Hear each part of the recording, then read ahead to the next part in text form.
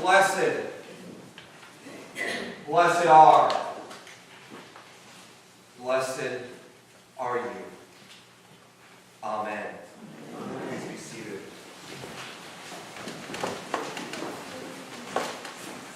When I moved to Vermont a number of years ago, people would talk to me about a root cellar. They had to go down to the root cellar. And I, being raised in Minnesota, had no clue what they were talking about. What's a root cellar? I had to ask finally. Well, I learned that a root cellar is a basement, first of all. And secondly, it's where all the farmers, where all the gardeners, all those who live off the land would take their root vegetables in the fall, root cellar, and put them down there. It's dark. It's constant cool temperature. And those vegetables, whether they're, a parsnip or a carrot or an onion or many other pieces of fruits of the earth, would stay there all winter. They would just sit there and they could have fresh vegetables all winter long. A root vegetable. But it needed to be in the dark. So that in the spring, they could take what's left over and plant them in the ground in that rich soil. So to begin again. Soil. It is amazing what happens with vegetables with us when we are surrounded by those beatitudes. As those vegetables are surrounded by the soil.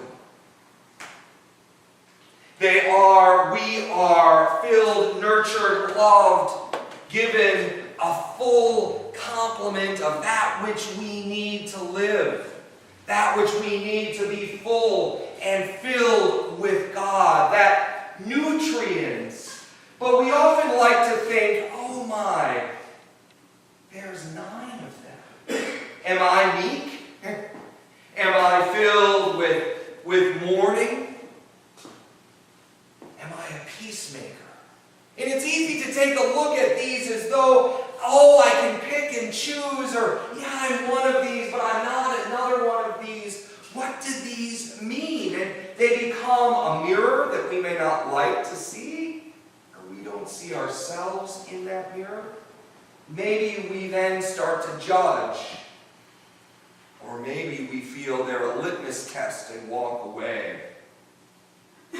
Whenever I read the one about meekness, I kind of chuckle.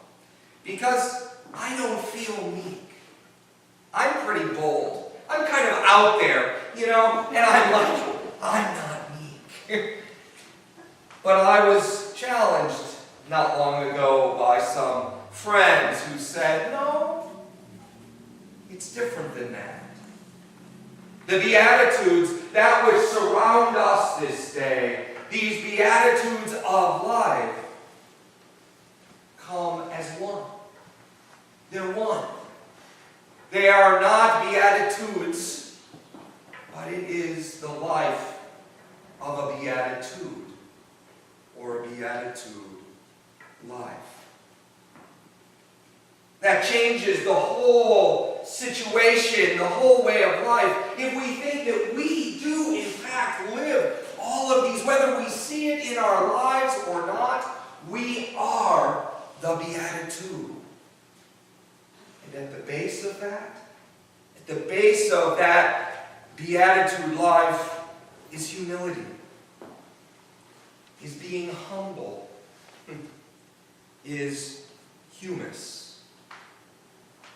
The earth, dirt, that which nurtures us and surrounds us and gives us life. Humus is that of dirt. It is the core of our being as people of beatitude. And they are no longer this long list of ways to live. But like the communion of saints, they surround us and never let us go. But there's that other side you may have noted. Blessed are the, blessed are the, blessed are you. And then there's this result you may have noted. You know, yours is the kingdom of heaven. You will be comforted. You will be a child of God. These Beatitudes and that other side, it feels at times as though it's a reward for doing good. And I've always questioned if that's the Christian faith. Do something good and you get a result that might feel good. Well, if the first half is one, so are we in the hands of God. It says in the very first and the very last one that you will be in the kingdom of God, that you are in the kingdom of God, that the kingdom of God is now, and it is to come. It is a part of our life. It is, in fact, that humus, that dirt that we live in, is the kingdom of God. And it says, of course, that those who are poor in spirit, that very first one, and it says that you will be persecuted. Because not everyone wants to live the Beatitude life. But when we do, when we allow those nutrients, those saints, the life of faith and beatitude to surround us, to give us life, sometimes tough decisions are made.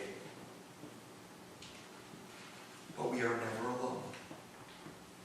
We are always surrounded by God.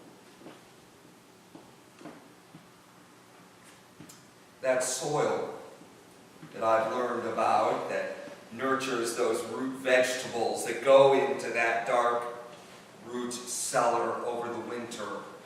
In the spring, the gardener, the farmer gets out there, and he or she will take their hand and they will pick it up and they'll hold it. They will hold it and they will open their hand and they will look. Plain and simply look. And there's a big fancy word, at least it was new to me, the tilth of the soil. What is its shape? What does it look like? Is it ready for the seeds? Is it ready for the new vegetables to be fed and nourished once again?